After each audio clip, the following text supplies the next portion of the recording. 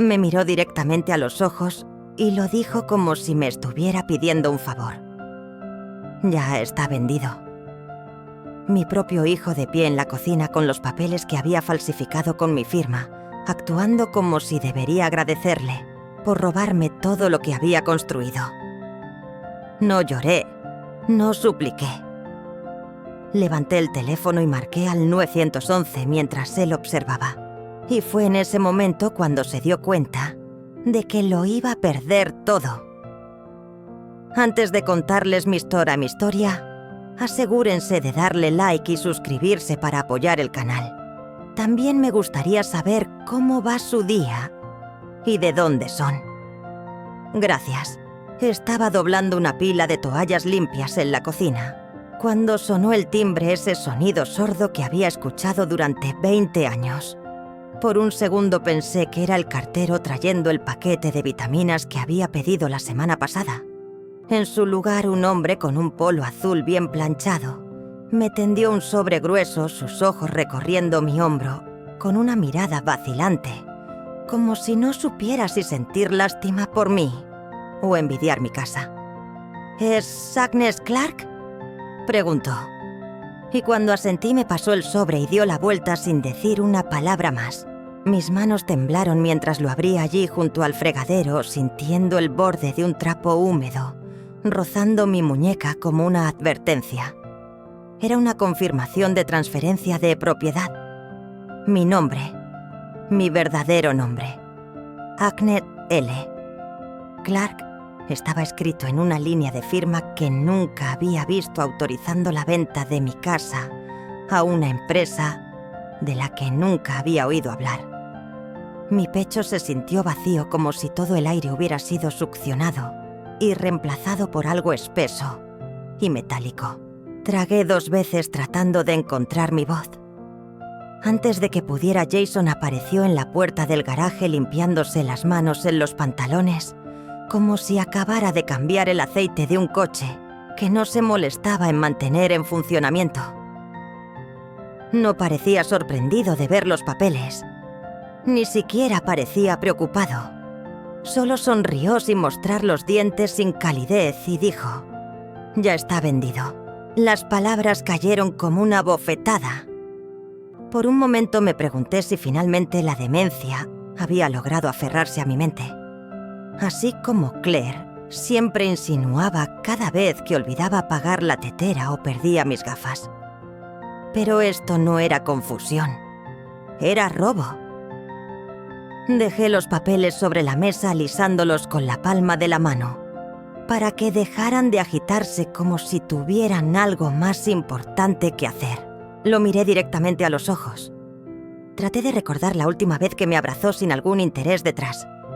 La última vez que me llamó solo para decir: «Hola, no podía». Mi voz salió más firme de lo que me sentía. «¿Has falsificado mi firma, Jason?».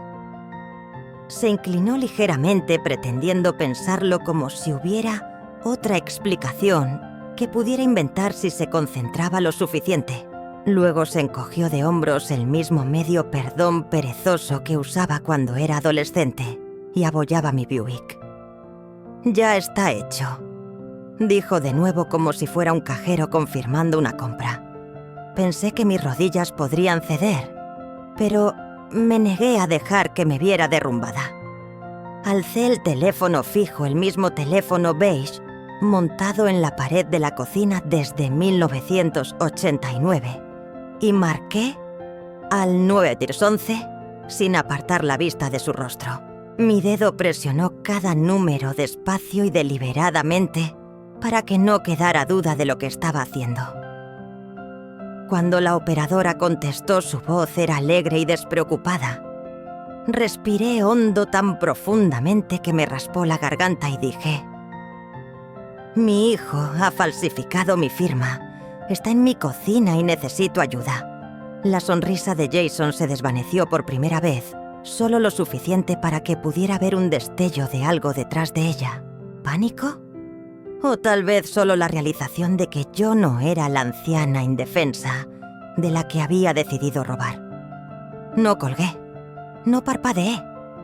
Lo observé como solía hacerlo cuando era un bebé, estudiando cada movimiento, cada respiración.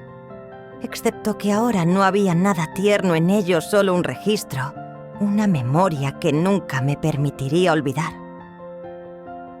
Mientras esperaba que llegara la policía, mantenía mi mano sobre el auricular, como si estuviera protegiendo algo frágil. Y en ese silencio alargado, los años que me trajeron hasta este momento comenzaron a reproducirse aunque no quisiera que lo hicieran. Jason era mi único hijo, el niño que crié en esta misma cocina, el niño que solía sentarse sobre la encimera balanceando las piernas mientras yo preparaba sus almuerzos escolares, siempre preguntando si podía colar 2 tarros de pudín en lugar de 1. Recordé cómo cuando su padre falleció, Jason tenía 23 años y aún vivía en casa fingiendo que se quedaba para cuidarme, cuando en realidad no podía mantener un trabajo más de 1 año. Yo pagaba la hipoteca sola trabajando turnos extras en la biblioteca. Y cuando finalmente se mudó con Claire, no dejó nada más que una marca en la alfombra de la habitación de huéspedes y una pila de avisos de alquiler que tuve que cubrir para mantener las luces encendidas. Claire era educada la primera vez que la conocí, una sonrisa delgada y un apretón de manos que nunca llegó a sus ojos. Pero me llamaba mamá e insistía en invitarme a pasar las fiestas con ellos, así que me convencí de que simplemente era tímida. Cuando compraron la pequeña casa en el otro lado de la ciudad, les di $5,000 como regalo de inauguración. Nunca lo consideré un préstamo. Era solo lo que hacía la familia. A lo largo de los años, Jason siguió regresando con nuevos planes, comprando y vendiendo casas, vendiendo suplementos, iniciando un negocio en línea. Y cada vez que fracasaba, culpaba a la mala suerte o a alguien que lo había engañado para robarle el éxito. Hace 6 meses comenzó a llamarme todos los días preguntando si había considerado mudarme a una residencia para mayores. Decía que la casa era demasiado para mí, que merecía descansar. Cuando le dije que no estaba lista para irme, lo dejó pasar. O eso pensé. Una semana después, noté que el expediente de la escritura de la casa no estaba donde lo había dejado. Le pregunté si lo había visto y se rió como si estuviera perdiendo la cabeza. «Mamá, probablemente lo perdiste otra vez», dijo. Y recuerdo cómo sus ojos se desvió hacia Claire, quien apartó la mirada tan rápido que sentí que me revolvía el estómago. Incluso entonces quise creer que no era nada. Me decía y a mí misma que eran mis propios nervios, que me estaba haciendo mayor, que tal vez tenían razón en preocuparse. Pero cuando llegaron los papeles, hoy, supe que no había imaginado nada de eso. Las pequeñas atenciones, las ofertas para ayudar con las facturas, las sugerencias de que debería reducir mi tamaño, todo, conducía a este punto. Ahora podía escuchar a Jason caminando por el pasillo, murmurando entre dientes, probablemente esperando encontrar una manera de darle la vuelta a todo esto antes de que llegaran las sirenas. Miré alrededor de mi cocina, y pensé en cada cena de Navidad, en cada pastel de cumpleaños, en cada mañana tranquila, con una taza de café instantáneo, mientras hacía el crucigrama. Esto no era solo una casa, era mi vida. Y él la había firmado como si no fuera más que una molestia. Cuando escuché las puertas del coche cerrarse afuera, volví a poner el auricular sobre mi oído y le dije a la operadora: «Ya llegaron». Y ella me pidió que mantuviera la línea abierta. Mis manos ya no temblaban. No estaba confundida. No era frágil. Ya no iba a seguir pretendiendo que todo esto era amor. Los 2 oficiales que entraron en mi cocina se presentaron con voces calmadas, como si vinieran a revisar un detector de humo. Y pude ver a Jason detrás de ellos con los brazos cruzados, tratando de parecer impasible. Le entregué el sobre a la oficial más alta, una mujer con una coleta recogida y una placa que decía «Oficial Medina». quien hojeó las páginas mientras yo le explicaba de la forma más sencilla que pude que yo nunca firmé nada de eso. Jason soltó una risa baja como si me estuviera avergonzando frente a extraños. Dijo: «¿De verdad, mamá? ¿Crees que alguien va a creer esto?» Y por un segundo casi empecé a dudar si sonaba loca de pie allí en casa con mis pantuflas acusando a mi propio hijo de falsificar mi firma. Pero en ese momento la oficial Medina levantó la vista de los papeles y me preguntó si tenía pruebas de mi firma. Asentí con la cabeza y caminé hacia el armario del pasillo donde guardaba mis antiguos registros fiscales y la carpeta con la escritura original. Mis manos no temblaron cuando la saqué, solo una calma definitiva, como si hubiera estado ensayando este momento en mi mente durante meses sin saberlo. Coloqué la carpeta sobre la mesa de la cocina y pasé a la escritura señalando la línea de la firma que había puesto 15 años antes con un bolígrafo en la cooperativa de crédito.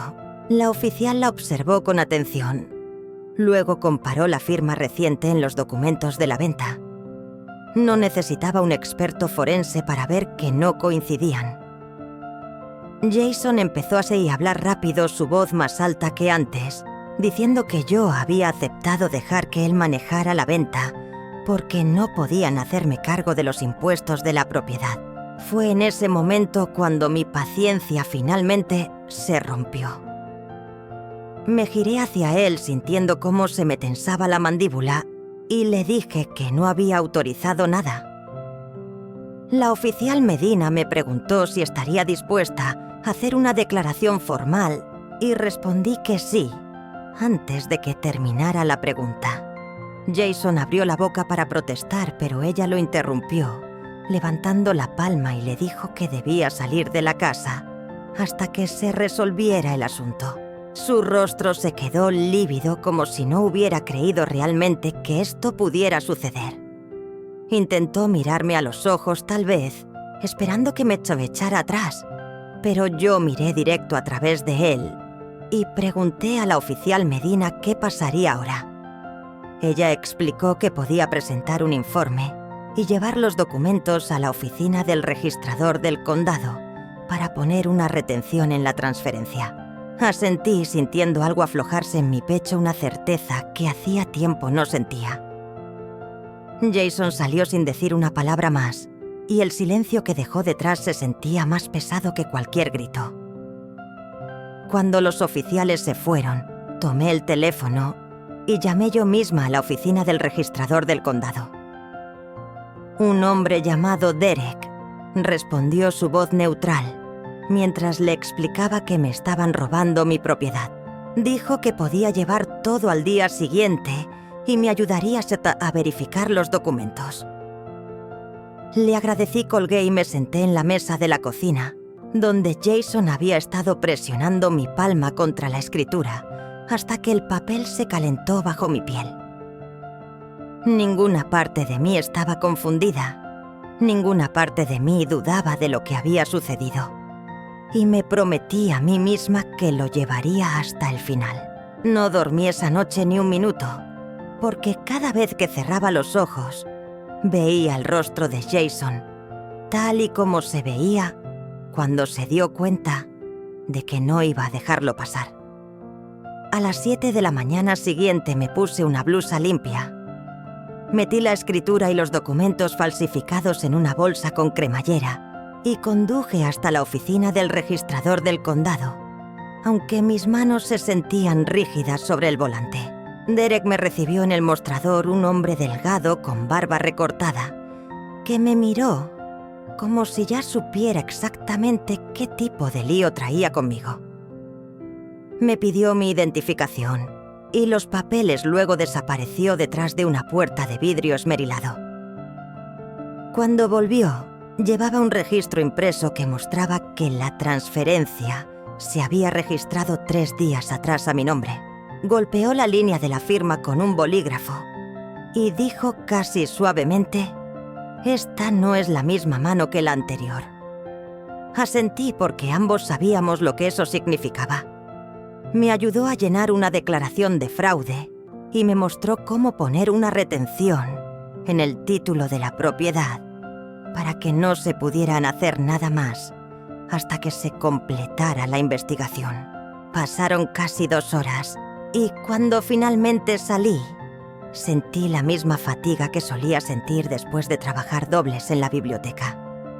Ese dolor vacío detrás de las costillas que significaba que estaba guardando demasiado dentro. Conduje directamente al departamento de policía y pedí hablar con la oficial Medina. Me encontró en el vestíbulo, revisó la declaración y dijo que podían proceder con la denuncia. No sabía qué esperaba sentir. Tal vez vergüenza o arrepentimiento. Pero todo lo que sentí fue alivio, como si finalmente estuviera defendiendo mis derechos de la forma en que debí haberlo hecho hace mucho tiempo. Me preguntó si estaba dispuesta a presentar una denuncia formal. Y cuando le dije que sí, asintió y se alejó para ya hacer una llamada. Menos de 1 hora después, Jason apareció en mi puerta con las llaves sonando en su mano, como si pensara que podía entrar y hacer como si nada estuviera ocurriendo. Lo observé desde la ventana mientras 2 oficiales se acercaban a él. Hablaban en voz baja y luego lo daban la vuelta para ponerle las esposas. Su cabeza se inclinó hacia acá adelante, pero no dijo una palabra ni siquiera cuando lo condujeron hasta el coche patrullero. Me quedé junto al fregadero presionando la palma contra el borde frío del mostrador para estabilizarme y pensé en cuántas veces le había dado la oportunidad de mejorar. Los oficiales no llamaron a la puerta cuando terminaron. Simplemente se fueron y el vecindario volvió a quedar en silencio. Esperé hasta que el coche se alejó antes de tomar el teléfono y llamar a María, mi amiga de toda la vida, la única persona en quien podía pensar para compartir esto. Cuando contestó, no perdí tiempo con cháchara. Simplemente le dije: «Lo han arrestado. Esto está pasando de verdad». Me preguntó si estaba bien y le dije la verdad. No lo sabía aún, pero por primera vez en mucho tiempo sentía que no solo estaba dejando que la vida sucediera, estaba eligiendo lo que venía a continuación. Esa noche María vino con una bolsa de comida para llevar y esa mirada cautelosa que te ponen las personas cuando no están seguras de si vas a empezar a llorar o a lanzar platos. No hice ninguna de las 2 cosas. Simplemente me senté a la mesa de la cocina y le conté todo desde la primera vez que Jason me pidió que firmara unos papeles rutinarios hasta el momento en que lo vi con las manos esposadas en mi entrada.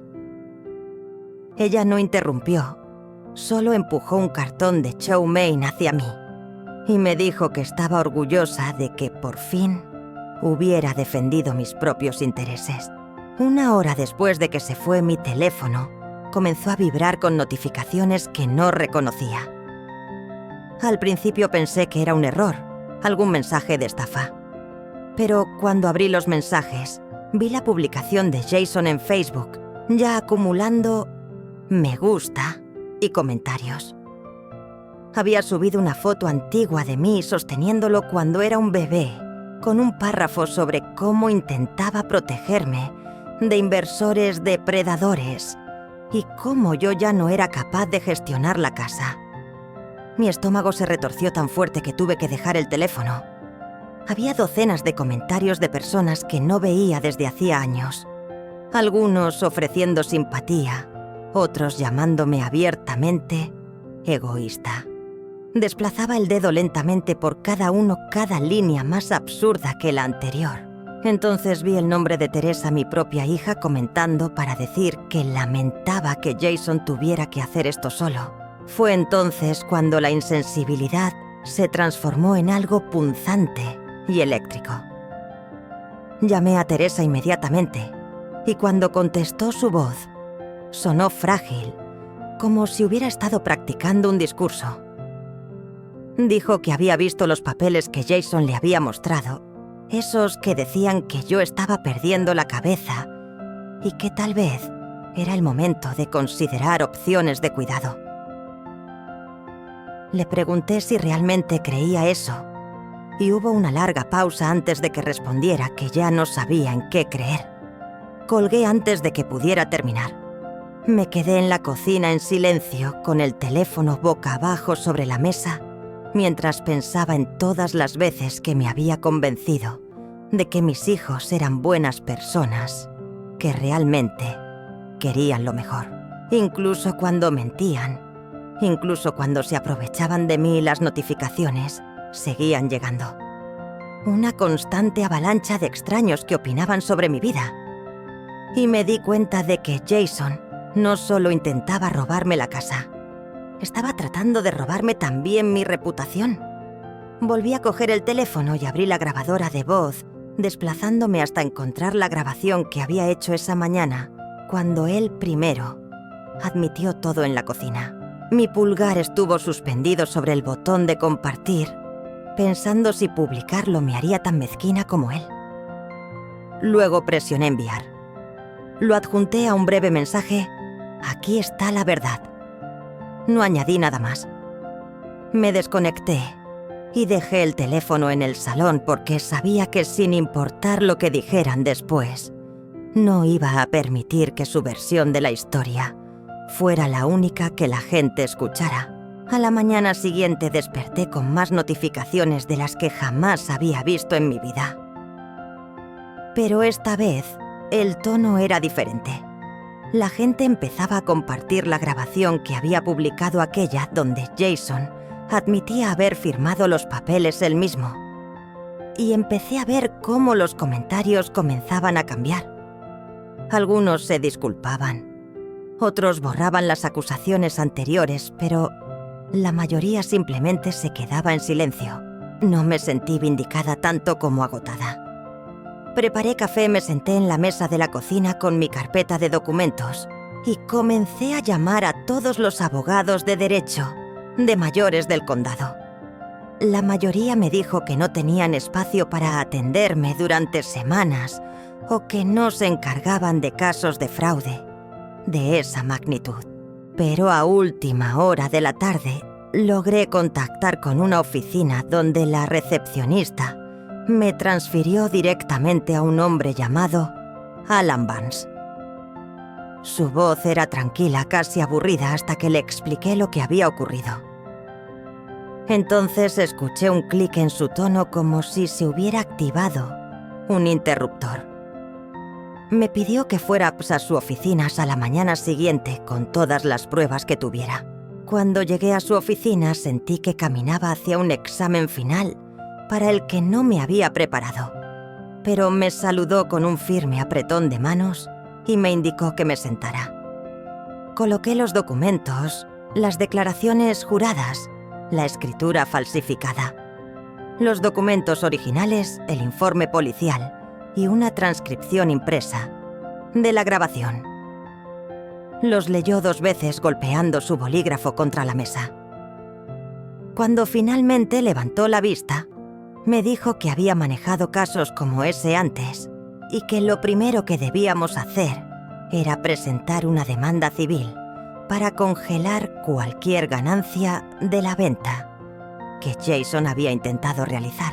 Lo dijo de manera directa, sin suavizar las palabras. Tu hijo cometió fraude. Aprovechó tu propiedad sin tu consentimiento. Y si es inteligente, se conformará antes de que esto llegue a un jurado. No sabía si quería llorar o darle las gracias. Ese mismo día redactó la denuncia mientras yo me quedaba sentada en la silla de la esquina, aferrándome a mi bolso como si fuera un salvavidas. Antes de irme me entregó copias y me dijo que esperara resistencia. Las personas como Jason no se rinden fácilmente. Intentan desgastarte hasta que dejas de luchar. Le dije que no pensaba rendirme. Cuando llegué a casa había un mensaje de voz de Teresa diciendo que no le había gustado que sacara a la luz los asuntos familiares y que debería haber manejado todo esto en privado. Lo borré sin escuchar el resto. Cuando finalmente me senté esa noche, Mi cocina se veía igual que siempre, pero sentí que algo había cambiado. La mesa, los armarios, el teléfono fijo en la pared, todo me pertenecía. Y finalmente, estaba lista para defenderlos como se merecían. No me sentía avergonzada por haber llegado tan lejos. Si acaso sentí que finalmente estaba pisando suelo firme, después de años permitiendo que otros decidieran cuánto valía. Una semana después de presentar la demanda, Alan me llamó temprano por la mañana y me dijo que tenía algo que necesitaba ver. Conduje hasta su oficina pensando que quizás había encontrado alguna fecha límite o una citación. Pero cuando entré, él ya estaba de pie junto a la puerta con un sobre en las manos. Dijo que una mujer había venido sin previo aviso y lo dejó con la recepcionista negándose a dar su nombre hasta que Alan le presionó por ello. Era Rosa Álvarez, la niñera que vivía junto a Jason y Claire, la misma mujer a la que solía saludar por encima del seto cuando llevaba a los niños al colegio. Ellen sacó una memoria USB y la insertó en su ordenador. En la pantalla apareció un vídeo borroso que parecía haber sido grabado con un teléfono apoyado en el mostrador de la cocina. Mi corazón empezó a latir rápido antes de comprender siquiera lo que estaba viendo. El vídeo mostraba a Jason sentado en mi mesa del comedor con Claire a su lado, una pila de papeles frente a ellos y mi escritura de propiedad encima. Jason murmuraba que había practicado la firma tantas veces que nadie lo notaría. Claire sostenía su teléfono en alto, diciendo que lo grabaría por si acaso. Me vi a mí misma en ese vídeo, aunque no estaba en la habitación porque era mi nombre, el que estaban desmembrando, como si les perteneciera. Alan no dijo nada mientras el clip se reproducía, y yo tampoco. Cuando terminó finalmente se giró hacia mí y dijo: «Esta es la evidencia más sólida que he visto en un caso de falsificación». Asentí porque no podía confiar en mi voz para no dejar que temblara.